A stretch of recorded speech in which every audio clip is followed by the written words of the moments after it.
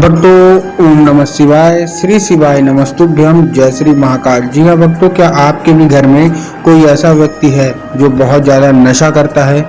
उसके नशे से आप लोग बहुत ज़्यादा परेशान हैं। आपको समझ में नहीं आ रहा कि उस व्यक्ति का जो नशा है वो कैसे छुड़ाया जाए।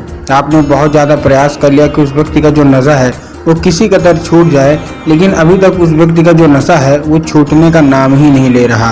वो छोड़ना चाहता भी है तो भी जो नशा है वो छूट ही नहीं रहा उससे, और आपको समझ में नहीं आ रहा कि आखिर हो क्या रहा है। ये व्यक्ति जो है ये नशा क्यों नहीं छोड़ रहा। आपने बहुत ज़्यादा डॉक्टरों को दिखा लिया, बहुत ज़्यादा उसकी दवाई करवा ली, बहुत ज़्यादा आपने पैसे खर्च कर दिए, लेकिन अभी भी वो व्यक्ति जो है वो नशा छोड़ने का नाम ही नहीं ले रहा। तो ऐसे में कौन सा उपाय करें ताकि जो व्यक्ति है वो हमेशा हमेशा के लिए नशा छोड़ दे। आज की इस वीडियो के माध्यम से हम आपको बताने वाले हैं क्या करना है, कैसे करना है, पूरा आपको समझाऊंगा, अच्छे से बताऊंगा। बस उपाय ध्यान से सुनिएगा, अच्छे से करिएगा। अगर आपने आज का ये उपाय ध्यान से सुन लिया और अच्छे से कर लिया तो 100% है कि जो कोई भी व्यक्ति है जो कि नशा नहीं छोड़ रहा उसका नशा छूटेगा ही छूटेगा। ठीक, तो ध्यान से सुनिएगा जो मैं आज आपको उपाय बताने वाला हूँ। देखिए, पूज्य गुरुदेव की जो कथा होती है ना, जैसे कि आपको पता है कि पूज्य गुरुदेव की कथा में लाखों की भीड़ आती है, आप सबको पता है। तो अभी 5-6 महीना पहले की बात है, गुरुदेव की कथा हुई और गुरुदेव की कथा में लाखों की भीड़ आई। जब गुरुदेव की कथा में लाखों की भीड़ आई तो क्या हुआ, लोगों ने एक चीज़ और आपको पता होगा कि लोग क्या करते हैं, पत्र के द्वारा अपनी मनोकामना गुरुदेव तक पहुंचाते हैं। तो जब गुरुदेव के पास पत्र पहुंचे और गुरुदेव ने पत्र पढ़ा तो उसमें अलग अलग तरीके की सबकी मनोकामना थी, लेकिन ज़्यादातर लोगों की एक ही मनोकामना थी कि गुरुदेव, हमारे घर का एक व्यक्ति है जो कि बहुत ज़्यादा नशा करता है, कृपया करके कोई ऐसा उपाय बता दें ताकि ये जो व्यक्ति है नशा करता है वो नशा करना छोड़ दे। जब गुरुदेव ने देखा कि ऐसा ऐसा रीजन है, तब गुरुदेव ने 2 से 3 उपाय बताए और कहा केवल और केवल ये उपाय कर लेना, तुम्हारे घर का जो भी सदस्य है जो कि बहुत ज़्यादा नशा करता है उसका पूर्णतः नशा समाप्त तो होगा ही होगा। जब गुरुदेव ने उपाय बताया तो लोगों ने जाके उस उपाय को अपने घर में किया और आप विश्वास नहीं करोगे, मात्र 1 से 1.5 महीने के बाद वो लोग फिर से गुरुदेव की कथा में आए और फिर से गुरुदेव को पत्र लिखा। लेकिन ये वाला जो पत्र था ना, ये गुरुदेव को धन्यवाद के रूप में पत्र था कि गुरुदेव धन्य हो आपका, आपके द्वारा बताया गया उपाय हमने कर लिया है, हमारी सारी की सारी मनोकामनाएं भी पूरी हो गई हैं। हमारे घर का जो व्यक्ति था जो कि बहुत ज़्यादा नशा करता था उसका पूर्णतः नशा समाप्त हो गया है, आपका कोटि कोटि धन्यवाद। तो देखिए, अगर आपको भी जानना है कि आखिर ऐसा कौन सा उपाय है जिसको करने मात्र से लोगों की सारी मनोकामनाएं पूरी होती हैं और जो व्यक्ति जो नशा करता है उसका नशा भी समाप्त होता है, तो चलिए हम बताते हैं आपको आज की इस वीडियो के माध्यम से। लेकिन उससे पहले चैनल पे अगर पहली बार आए हैं और आवाज़ मेरी पहली बार सुन रहे हैं तो वीडियो को कर दें लाइक और चैनल को भी कर लें सब्सक्राइब, ताकि पूजनीय पंडित प्रदीप जी मिश्रा की रोज़ नए नए उपाय जो कि मैं उनकी कथा से सुनता हूँ, श्रवण करता हूँ, सबसे पहले मैं आपको प्राप्त करा सकूं। ठीक है, तो देखिए 2 बूंद की चाय वाला भी उपाय बताऊंगा, लेकिन उससे पहले भी आपको एक उपाय बताना चाहता हूं। देखिए, ये जो उपाय है ना, ये उपाय आपको उसी व्यक्ति से कराना है जो कि आपके घर में नशा करता है। ठीक, आपको लेना क्या है, आपको लेना है 3 काली तिल और 3 काली तिल के साथ आपको एक धतूरा चाहिए। फिर से बता रहा हूँ क्या क्या चाहिए, 3 काली तिल चाहिए और एक धतूरा चाहिए। अब देखिए, काली मिर्च और काली तिल में भी बहुत सारे लोग कंफ्यूज हो जाते हैं, काली तिल लेना है, काली मिर्च लेना है।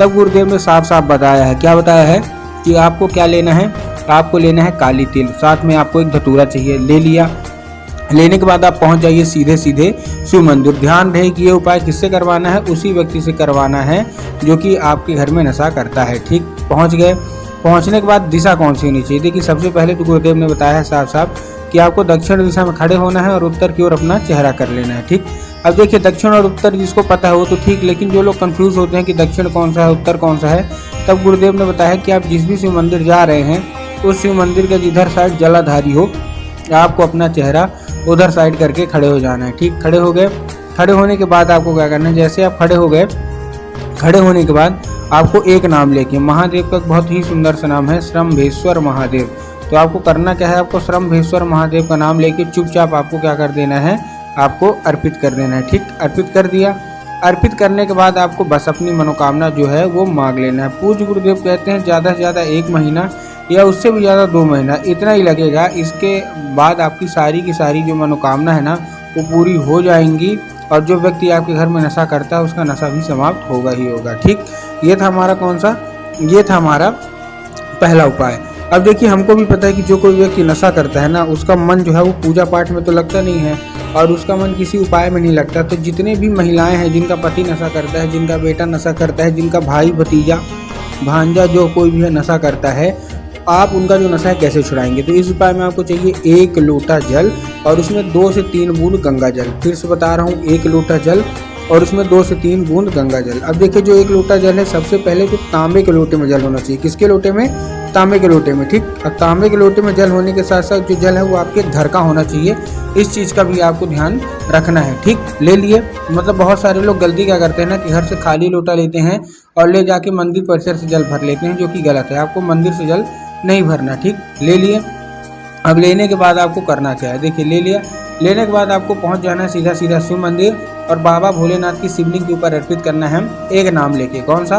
कुंदकेश्वर महादेव, ठीक। तो आपको कुंदकेश्वर महादेव का नाम लेके अर्पित करना है और बाबा से उसको औषधि के रूप में मांगना है कि बाबा कृपया करके हमको इसको औषधि के रूप में प्रदान करिए। हमारा जो घर का व्यक्ति है ना बहुत ज़्यादा नशा करता है। अब क्या होगा, अब जब वो जल जलाधारी से नीचे गिरेगा तो साधारण जल नहीं है, अब क्या है, अब वो औषधि वाला जल है। तो बस आपको करना क्या है, आपको किसी दूसरे पात्र में, कोई भी कटोरी हो, कोई भी गिलास हो, आपको चुपचाप भर लेना है और भरने के बाद उसको लेके आ जाइए घर। घर आने के बाद आपको क्या करना है, अब वो साधारण जल तो है नहीं, अब वो औषधि वाला जल है, तो आपको आपको क्या करना है, उसको पिलाना है। साधारण रूप से पीता है तो अच्छी बात है, लेकिन अगर पीने से मना कर देता है कि मैं नहीं पीऊँगा, तब आपको उसको चुपके से पिलाना है। चुपके से कैसे पिलाएंगे? जब भी व्यक्ति पानी पीने को मांगे या जब भी व्यक्ति चाय पीने को मांगे तो चाय और पानी तो दीजिए, लेकिन एक मुँह इसका भी मिला के दे दीजिए। पूज्य गुरुदेव कहते हैं धीरे धीरे करके जब उसके अंदर औषधि जाने लगेगी ना, तो उसका सारा का सारा नशा समाप्त होगा ही होगा।